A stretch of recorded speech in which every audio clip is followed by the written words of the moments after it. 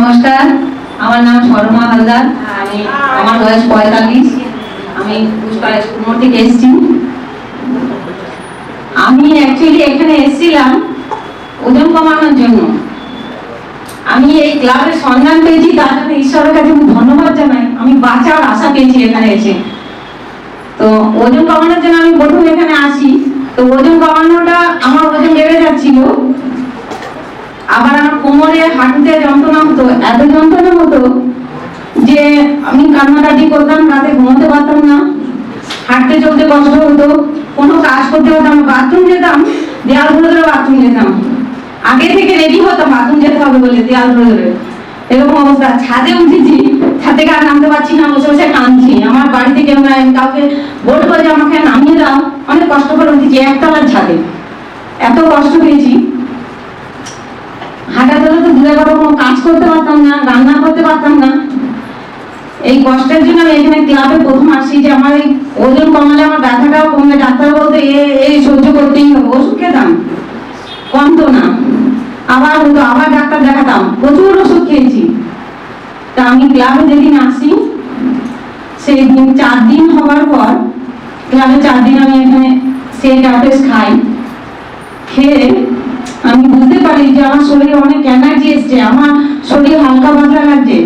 তারপরে মানে 15 বছর ধরে গ্যাস আমার তো ছিল, তার জন্য তো ওষুধ, হজমের ওষুধ, গ্যাসের ওষুধ তো যখন তখন খেতাম, প্রায় দিন 2-1 দিন বাদ দিয়ে। গ্যাসের ওষুধ তো চলতো, ওইটা কিছু গুরুত্ব দিতাম না। আমার ব্যথাটা, ওজন বেশি হয়ে যাচ্ছে, শ্বাসকষ্ট হতো ওজন বেশির জন্য, সিঁড়ি আনতে পারতাম না, এইসব সমস্যা আমার ছিল। তো দেখছি 4 দিনের মধ্যে আমার গ্যাস অম্বল অনেকটা কম, শরীরে অনেক এনার্জি, আমার খুব হালকা পাতলা লাগছে। তো দেখছি ওজন 4 দিন বাদে ওজন করি 600 ওজন কমেছে। তো আমি খুব খুশি। তারপরে আমি কন্টিনিউ করতে থাকি। 15 দিনের মধ্যে আমি দেখছি যে আমার গ্যাস অম্বল একেবারেই নাই।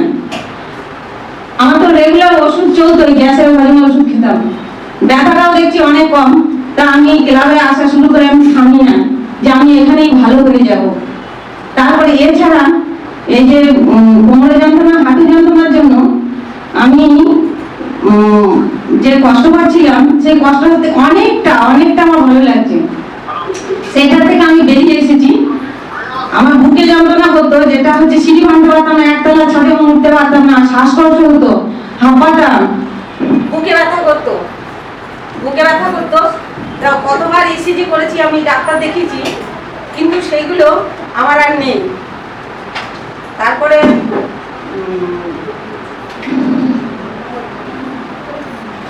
আমার তারপরে আমার চোখে আমি চশমা ছাড়া যে জিনিসগুলো আমি দেখতে পারতাম না, এইগুলো দেখছি আমাকে চশমা ছাড়া আমি দেখতে পাচ্ছি। দাঁতে যন্ত্রণা হতো, মাঝে মধ্যেই দাঁতে যন্ত্রণা, ডাক্তার কাছে যাচ্ছি, ওষুধ খাচ্ছি, গাড়াতে অ্যান্টিবায়োটিক দিচ্ছে। তো ডাক্তার বলছে এই দাঁত না তুললে আর হবে না। তা দেখছি দাঁতে যন্ত্রণা তো চলেই গেছে, দাঁত আর আমি একদিন আমি ডাক্তারের কাছে গেছি, ডাক্তার আমি আর পারছি না, আমার দাঁত তুলে দিন। ডাক্তার সব দেখে বলছে দাঁত আর তোলা যাবে না, কাঁচা হয়ে গেছে। কি করে হলো? আমার দাঁতে যন্ত্রণাও নাই। আর সব থেকে মারাত্মক একটা রোগে আমি ভুগতাম, যেটা হচ্ছে সারা বছর আমার ঠান্ডা লেগে থাকতো, গলার কাছে সবসময় ফুসফুস করতো, রাতে অ্যালার্জির ওষুধ খেতাম, তবে আমি ঘুমোতে পারতাম। জল ঢাকালে ঠান্ডা লেগে আছে তো কাশি হতো, বাথরুমে গেলেই কোনো জল তো আমি ঢাকতেই পারতাম না, গলার কাছে মনে হচ্ছে কি একটা লেগে আছে, কিন্তু কিছুই নাই, ফুসফুস করছে। তো এই ঠান্ডাটা যখন বাড়াবাড়ি হতো, বছরে 2 বার আমার হবেই মোট কথা। আমি সামান্য ওয়েদার, আমি আজকে বৃষ্টি হয়েছে, পরে যে ঠান্ডা একটা হাওয়া দিচ্ছে, আমি ওই হাওয়াটা নিতে পারতাম। এই যে কালকে কুয়াশা, এই কুয়াশাটা আমি সন্ধ্যের পর এই কুয়াশা বেরোতেই পারতাম না। মানে আর আমি এখন কি করি, সন্ধ্যের পর আমি হেঁটে চলে বেড়াই, আমার কাজ করবো না, শুয়ে টিভি দেখতেও ভালো লাগে না। কি করবো, আমার শরীরে প্রচুর এনার্জি, কাজ করতে ভালো লাগে, কাজ খুঁজে কাজ করি। তো আগে এগুলো কিছু করতে পারতাম না। এখন এই কুয়াশা আমি হাঁটছি, আমার কিচ্ছু হয়নি, এই কুয়াশাটুকু আমি নিতে পারতাম না, আমি বেরোতাম না।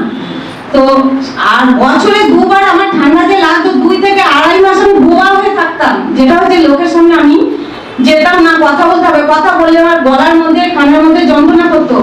আবার আমি কাউকে ইশারা করে একটু কথা বলছি, আমার বলতেই হবে, তখন সে আমার কথা বুঝতে পারতো না, ইশারা আমি বলতে পারতাম না ভালো করে গুছিয়ে। সে বুঝতে পারলো না, আমার রাগ হতো। আমার রাগ হলেও আমার গলার কানে যন্ত্রণা করতো, আমি লুকিয়ে তার ফোনটা দিয়ে থাকতাম, ফ্যান চালাতে পারতাম না। পুরো এই সব সময় গরমকাল, ঘেমে যাচ্ছি, সবাই বলছে বেরিয়ে যাওয়ার জন্য, আমাকে ওরা তো ফ্যান চালাবে, ওদের তো কষ্ট আছে, আমারটা ওরা কি করে নেবে? আমি অন্য ঘরে যে শুয়ে পড়ছি, আমার তো ঘুম আসছে না, একা একা ভয় লাগছে, এত খারাপ বসে বসে কাঁদছি। তা এসি রুমে মিটিং এ ঢুকেছি, 8 ঘন্টার মধ্যে এসি রুম থেকে বেরিয়েছি, বোবা হয়ে বেরিয়ে পড়েছি। পাশের বাড়ি একটা দিদি আমাকে একটা রসগোল্লা দিচ্ছে, আমি খেয়েছি, তো ফ্রিজ থেকে দিয়েছে, আর আমার ঘরে ফ্রিজ নেই, আমি জানি না যে ও কত ঠান্ডা আছে, আমি টপ করে নিয়ে মুখে করে নিয়েছি, নিয়ে আর করতে পারছি না, ঠান্ডা তো। দেখছি আমি বিকেলবেলা দেখছি আমার, মানে দুপুরের দিকে খেয়েছি, বিকেলবেলা দেখছি আমার ডাবা ডাবা, রাত্রেবেলা দেখছি বোবা হয়ে গেছি। এইসব কেস ছিল। 2 থেকে 2.5 মাস আমি বোবা হয়ে থাকতাম। লিখে লিখে মানুষকে কিছু কিছু ফোন আসতো, আমার মেয়েকে বলতাম বাবা আমি লিখে লিখে দিতাম, আমার মেয়ে ফোনে বলতো। এত কষ্ট পেয়েছি, ছেলেদের ডাকতে হতো, মেয়েকে ডাকতে হতো, আমি ডাকতে পারছি না তো। আর তখন পায়ে ব্যথা, হাঁটু ব্যথা এইসব তো আছে, তার জন্য আমি ছাদে উঠতে পারছি না, ছেলে আমার উপরে থাকে। আমি মেয়েকে ডাকছি, দরজায় খুব জোরে জোরে, আর রাত হচ্ছে তো শুনতে পাচ্ছেন আমরা, শব্দ করতাম, থালা বাজাতাম, এই করেছে আমি করেছি, মানে এত কষ্ট পেয়েছি। সেই জায়গা থেকে আমি আজ বেঁচেছি। মানে কি বলবো, আমি এই ক্লাবে এসে যে কি পেয়েছি আমি বলে প্রকাশ করতে পারিনি। এই পর্যন্ত আমার 14 কেজি ওজন কমেছে, আমার আরো 7 কেজি ওজন কমতে পারে, আমি সেই টার্গেটে আছি।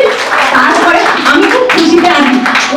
আমার স্বামীর সুগার ধরা পড়ে হঠাৎ করে, আমাদের শ্বশুর মশাইদের সবার সুগার, সে তো আমার বরের 40+ যখনই ওই টুকটুক করে মাঝে মধ্যে সুগার পরীক্ষা করে, ওর টেনশন আছে এটা নিয়ে, দেখছি হঠাৎ করে সুগার ধরা পড়েছে, নিয়ে ও দেখছি ভয়ে রোগা হয়ে যাচ্ছে, মানে কেমন যেন সবার সাথে খেটা করছে, রেগে গেছে আর কি, রাগ হচ্ছে শুধু, ওর ভালো লাগছে না কিছু। তো আমি এই ক্লাবে এসে স্যারের কাছ থেকে যা শিখেছি, আমি সেইগুলো ওর সাথে প্রয়োগ করেছি, খাবার দাবার কন্ট্রোল করেছি, আর এখানকার অ্যাপ্রেস খেয়েছি, 1 মাসের মধ্যে আমার স্বামী সুগার কন্ট্রোল হয়েছে। ওষুধ